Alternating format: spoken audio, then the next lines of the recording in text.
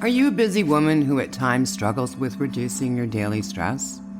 Do you know that you need to slow down but do not know how? If you're looking at reducing your daily stress, you're in the right place. My name is Denise Eckert, and I welcome you to the Calm Your Daily Stress podcast. I just love interviewing guests so they can share their stress-reducing tips and techniques with you. Now, if you find this podcast helpful, please share it with someone who struggles with stress, because lowering our stress will make us a better person, a happier partner, mom, friend, neighbor, etc. And the best part is happiness is contagious.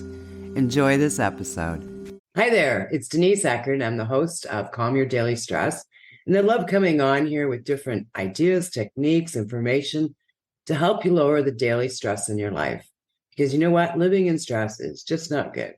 And today I've got Nicole Louise Winer, and she is a business strategist, mentor, and coach, an ex-global investment banker who has worked with hundreds of clients worldwide. She combines practical business skills with a BSc in psychology and a no BS approach to help her clients build profitable businesses they love. She's a well-respected coach, is an anti-bullying champion, and is passionate about bringing more kindness into business through building communities of support. So welcome, Nicole. Hello. So today our topic is ADHD. What inspired you to do this type of work?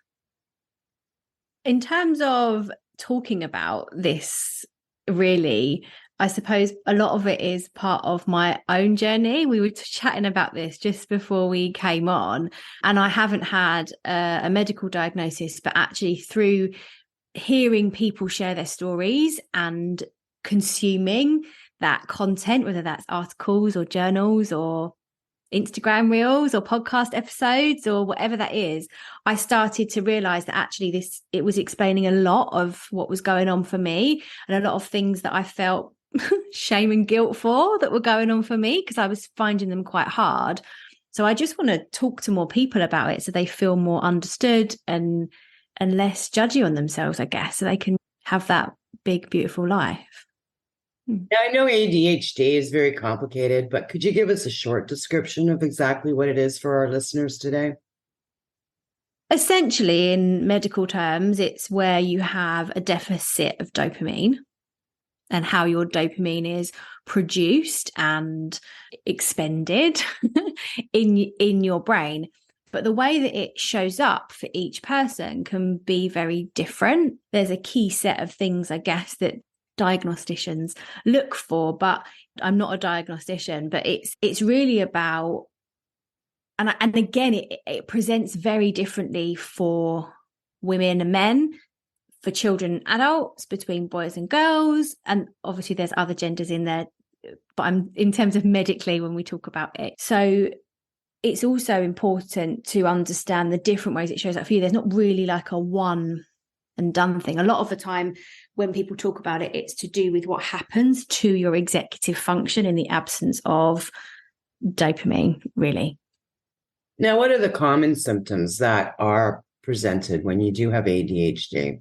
There's lots, and it can be so many. I think more importantly than talking about everybody else's common symptoms, I can talk about my own experience, which I think is probably a better, more ethical place for me to share from. So for me, one of the things that I am actually really good at is long-term planning.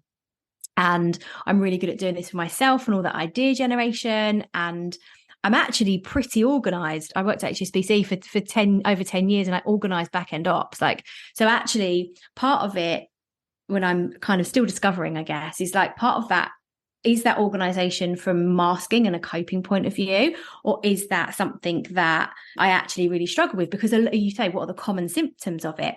Organization can be one of them for a lot of people, but it doesn't necessarily have to be organization in the same ways that it is for each person. So for example, I really struggle to keep a space around me tidy. I am not great at cleaning and washing unless it feels really urgent. So again, in the absence of a deadline or urgency, my brain's like, yeah, but that's not important. It's like this whole like now or not now. And those things that don't make me feel good are also much more in the not now camp. Now, before we came on the air, we talked a little bit about the shouldas and the shame that can surround ADHD.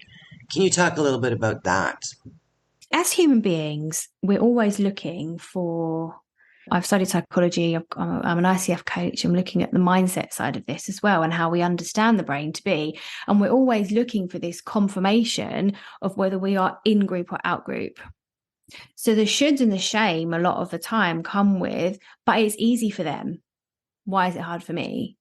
That it shouldn't therefore feel like this. And actually that means that there's shame and that I don't want to admit that it's hard or ask for help in this because it seems like everyone else finds that part really, really easy.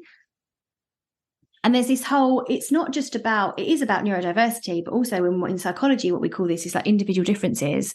So you can do a study on 100 people and you still get like the hypothesis is proved by, I don't know, 95% of the participants, but 5% of those participants present individual differences, as well as the other 95% of those participants presenting individual differences, but you're not going into the detail of. So it's about the should and the shame a lot of the time are about this in-group, out-group. Am I like them? Am I not like them? Are they like me? Am I not like me? And it's an evolutionary thing. I'm self-diagnosed with ADHD, and one of the things I do find is the busy brain. Like I've got so many projects on the go. Sometimes some get done and sometimes they don't. And how do you run a business with that busy brain? Or can you talk about the busy brain a little bit? I think in terms of running a business, it's learning to work with your brain and not against your brain. So the first part of that is self-awareness. So being able to understand, okay, when this happens for me, it's okay. Right? We were just talking about like shoulds and shame. There's no shoulds and shame because it's harder for you. There's no shoulds or shame because it's easier for you. Maybe some things are easier for you to do. Creating ideas, thinking about all of those projects. Like you can sit there, and then when you're in that hyper focus, you can get so much done. But actually, it's about learning how to manage your energy and how to do the things that work for you rather than worrying about what works for everybody else. It's about celebrating your busy brain. Yes, I get it can be limiting sometimes, but because the overthinking happens. And a lot of the time, again, when we look at women versus men, women tend to present and girls tend to present more with an inattentive type, which is your busy brain rather than that hyperactivity externally. So it's about, okay, well, yeah, this happens for me. I know I overthink when I haven't done as much as things that bring me dopamine. I know I tend to catastrophize and go to the worst case scenarios when I'm not feeling like my energy's filled up. I know that this happens for me when Y happens or X happens. So it's about learning more about yourself, I think, in terms of learning how to work with it. And what are some of the steps that you can take to become more aware or create that awareness of your busy brain? So the things that you can do is reflective practice. I'm a big fan of that. So building that into your days or your weeks. If you have ADHD, it may be that you forget to do this if it's not a habit, because building habits can be quite hard. But things like setting a reminder on your phone just to sit for 5 minutes or 2 minutes or 1 minute at the start and drop into your body and be like, okay, what am I feeling? What's going on for me? Again, if that's a trigger for people and they're not great at feeling into their body, journal it out, write it down. What am I feeling? Talk in physical terms, find somebody to speak to about that. And then doing things that give you dopamine and make you happy. So for me, things that might be seemingly simple. I'm also an introvert, so it's mixed in with that too. I like my space. I like sitting on the sofa with the dog and stroking the dog whilst watching a bit of Netflix. I like to nap. I like to walk out in nature. I like to do yoga and meditation. Those are the things that bring me dopamine. I mean, I've got a bad back and a bad neck and bad knees and all kinds of other things. So running is really hard for me. But for some people, that could be their thing, right? That brings them that joy. So the things that you can do really depend on, again, it's about getting to know yourself. And I think if you are working with a coach, and a lot of this has come up in stress response, right, as well. It's like the symptoms and the feelings are triggered when you are under more stress, and we are more stressed when we are not looking after ourselves so well generally too. So again, self-awareness, what do I need? And asking yourself that question, I suppose. I love that. And also I love that you start looking for things that give you that joy and centering yourself around that a little bit more. Because I know for myself, when I am experiencing stress, I just spin out of control and absolutely nothing gets done. I'm not productive. I end up creating a bigger mess than I started with, or actually the mess just keeps getting larger. But if I take that moment or those couple of moments and sit back and just, I'm not a runner either. Actually, I just like sitting outside and I just go outside for those 5 minutes and try to stop the brain, or I try to think of other things. Think of something nice, or think of what I'm going to be doing on vacation, or think of sitting by the lake or something like that, just to slow things down. It's just so hard to do sometimes. What other techniques can we use to slow our busy brain down? One thing that works really well for me and lots of my clients is it's kind of like a bit more of a somatic practice. So it's about breathing. There's lots of different ways that you can do this. There's box breathing. There's the 5, 4, 3, 2, 1 method. There's like loads. There's so many things that we can do. The thing that works for me quite well, because I need other cues around me to be able to center into my body, especially if I'm in my head. If I'm really in my head, it's hard for me to get into my body. So I need a cue. So I will put one hand. I mean, if you're watching this on where you can see the video, I'll put one hand on my chest and I'll put one hand on my belly. And then I will breathe really deeply into my top hand and then push in my bottom hand. So I'm breathing into my hands and then breathing out really deeply as well, as for as long as you possibly can. And doing that for 3 to 5 breaths. You can do that whether you're standing, whether you're sitting, whether you're on the train, and that breathing and breathing really deeply into your hands, which also sends messages to our brain that it's safe, that we are safe and it's okay. When we are in that fight, flight, freeze, fawn response, which sits in our amygdala part of our brain, we are acting on impulse. We're not sitting in the executive function part of our brain, which is one of the things that a lot of people with ADHD find quite difficult when it comes to decision making. So it's about how to be like, okay, I'm going to take myself out of this back part of my brain, the chimp primate part of the brain, as some people call it, and move into, okay, I'm safe here.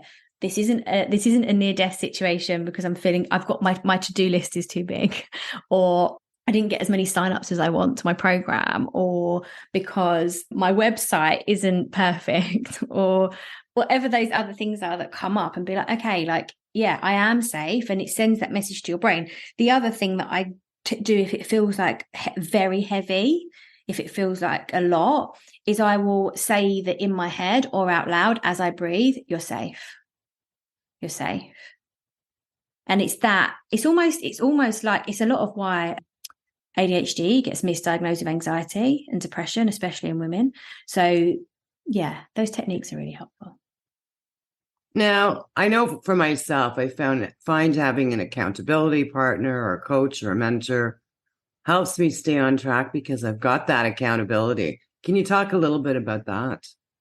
Oh my God, yeah. So I said to my mentor and coach, same person, my coach and mentor, last week, do you know how much I value this? Because sometimes, even though I do this for other people, right, my clients, I strategize with them, I help them do all of this stuff, I create plans, we market, we think about all of these other bits, mindset. When it comes to you, and again, if you're giving your energy to lots of other people, if this is maybe part of your work, or you're a carer, maybe for your kids, maybe parents, which a lot of people, especially nowadays, a lot of people are caring for elderly relatives, not just kids. Yeah, having that person who can be like, okay, but not even just from an accountability point of view, but also from helping you to see the alternatives. So when you catastrophize, when you're in that ultimate ADHD shit show, you're like, God, I can't get out of this. What's going on? Having someone who is impartial outside of that, who can zoom out for you and be like, okay, what's actually going on here?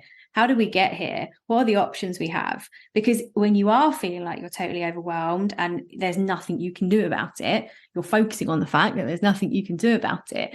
And yes, you can journal. I'm a massive fan of that. Gratitude practice, like I said, dropping down into your body. But this can be really difficult to do on your own, whether you are ADHD or neurotypical, right? This can just be difficult. And especially to acknowledge, and I won't get on too much of a soapbox about this, but as women, the mental load that we carry anyway is massive, is huge.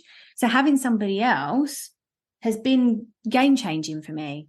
It shortcuts the amount of time that I spend worrying. It's the time that I know I have dedicated to me as well. It's the time that I have to be like, okay, if this bit feels hard, it's easier to be like, I can park this for a minute and I can deal with it here, rather than being like, actually, where else am I going to take this? And in that space that's really non-judgmental. Right. So, yeah. Yeah, I love that. That's non-judgmental and it's removed as well. Like you're not part of that circle of flurry that women tend to be an umbrella for. And a lot of times that we worry about the kids, we worry about this, we worry about the household, we worry about this. Plus, then we worry about all the things that we need to worry about. And yeah, we can easily spiral out of control and put ourselves in anxiety, put ourselves in overwhelm. And that's where we get sick. And then we're not good to anybody, or definitely not good to ourselves. I used to run an outsourcing business, right? So I've had my business at the time of recording for just over 5.5 years. My first business was a VA business that I built like an agency model. So I get what it's like to be on the receiving end of people's overwhelm. That's when I was coaching and mentoring a lot of people through that, and then went full time with my mentoring and coaching.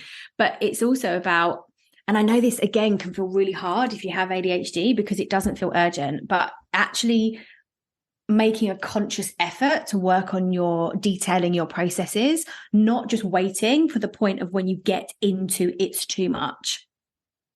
Because at that point, you don't have the time, capacity, or energy to have the conversation and go over it with somebody. You don't have the time, capacity, or energy or desire to explain again and again while somebody's getting to know you and you're getting to know them. So it's about actually more like early interventions of outsourcing, for example, if it feels like it's too much and we need to explain to somebody else. If you can feel that creeping, you can feel yourself getting busier. If you're thinking about all of the 15 projects that you might want to start and all this other stuff and all this great stuff, then start to be like, okay, this hyperfocus shows up for most people with ADHD, right? We can get into hyperfocus. Can you get yourself into a hyperfocus state to detail your processes? Could you get lost in that? Could you center into, okay, by doing this, I'm going to feel better. I'm going to have more time. I'm going to make more money. I'm going to do whatever the things are that are driving you, and be like, okay, so I'm going to get myself into focus.